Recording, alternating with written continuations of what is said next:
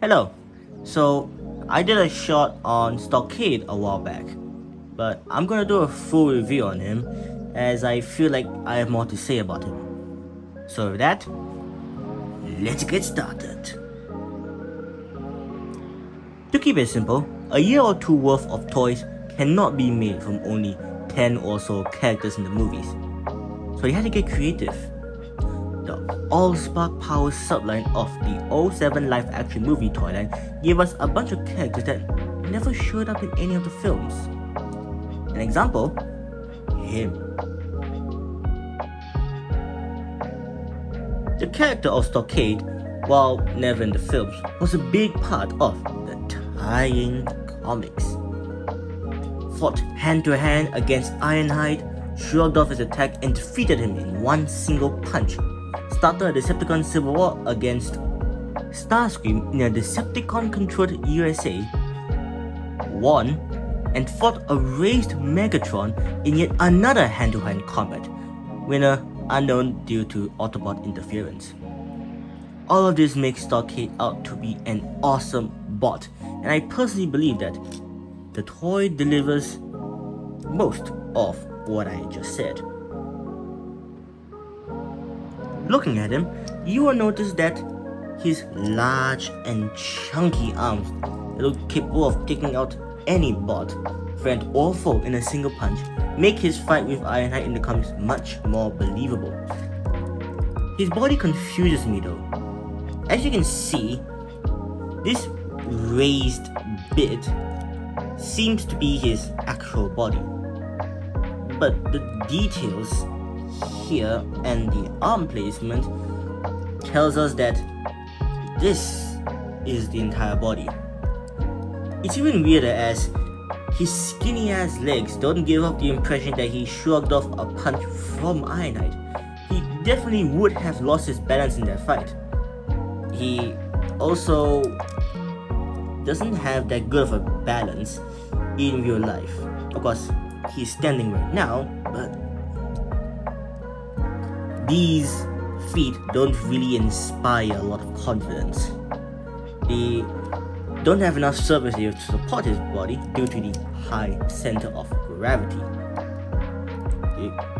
Yep, there it is. If you want, you can use these kibble bits to help support the entire weight of the guy himself. And head to me looks generic and lifeless, but I feel that it helps with Stockade's overall design, as I personally see him as a hard-hitting bruiser that can simultaneously take and give out immensely strong punches and does not let emotions cloud his decision-making skills. As he came out in '08, his articulation is not up to the modern standards. A ball-jointed head, but due to the hinge that is attached to the flap that covers it in car mode, it can only rotate this far with limited down movement and no up or side to side.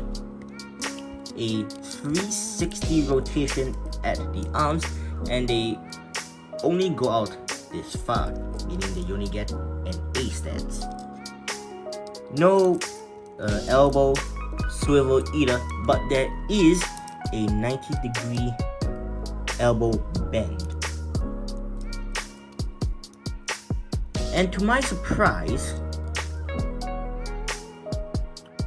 opening hands. Something like this is only reserved for figures that are of a higher quality, like Optimus Prime and Hot Rod. There is also SSA-60 the Starscream, but that is really for the illusion that's high quality.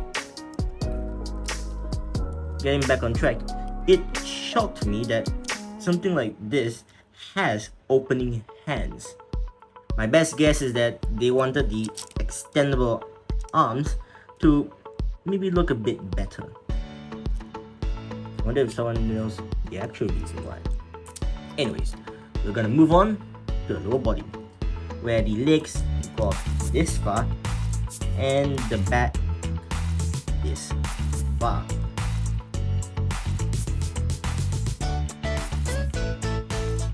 They also spread out this much. No die swivel and a 90-degree knee bend if you move the cable out of the way. Granted, it doesn't look like 90 degrees, but that's due to how the figure is sculpted. Wait. Never mind, I made a mistake. This isn't really 90 degrees, it's more like 45 degrees. Sculpting just made it look like 90. Anyways. Transformation also allows for an up and down toe movement. He has below average articulation, but that is if we only compare it to recent figures.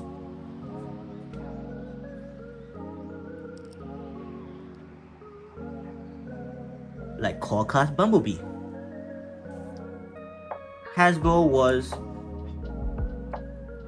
The team at Hasbro was probably still more focused on gimmicks like these rather than posability, as they had just finished the Unicorn trilogy. And that shows with the transformation of all the toys that came out in the 07 movie toy lines. So let's transform him to see his vehicle mode.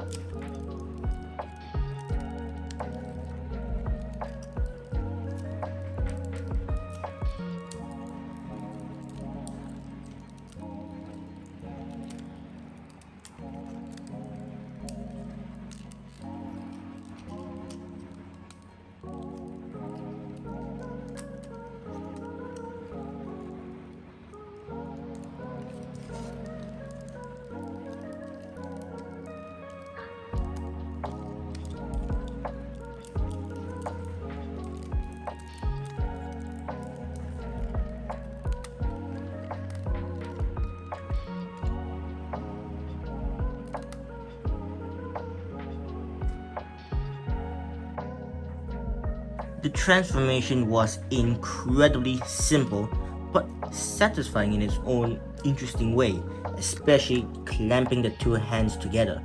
That was really satisfying. And vehicle mode is based off the Cadillac Escalade with Sector 7 badges, which is interesting as the black SUVs used by Sector 7 were GMC Yukons.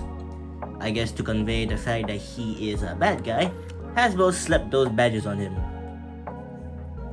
Interesting, I guess.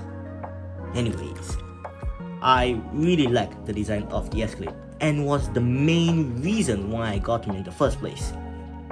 The chunkiness of the robot that made him look awkward now show its reason for being there.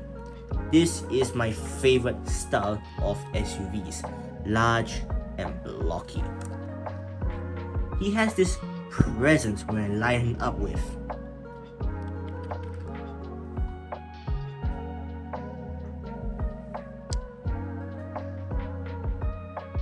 Are the carbots.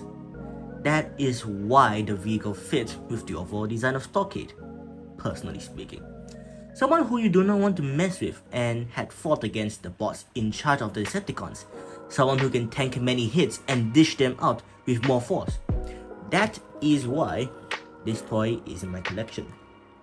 The vehicle is the main reason for why I have him, but the robot and the very simple transformation are parts of the puzzle that completes why I like it.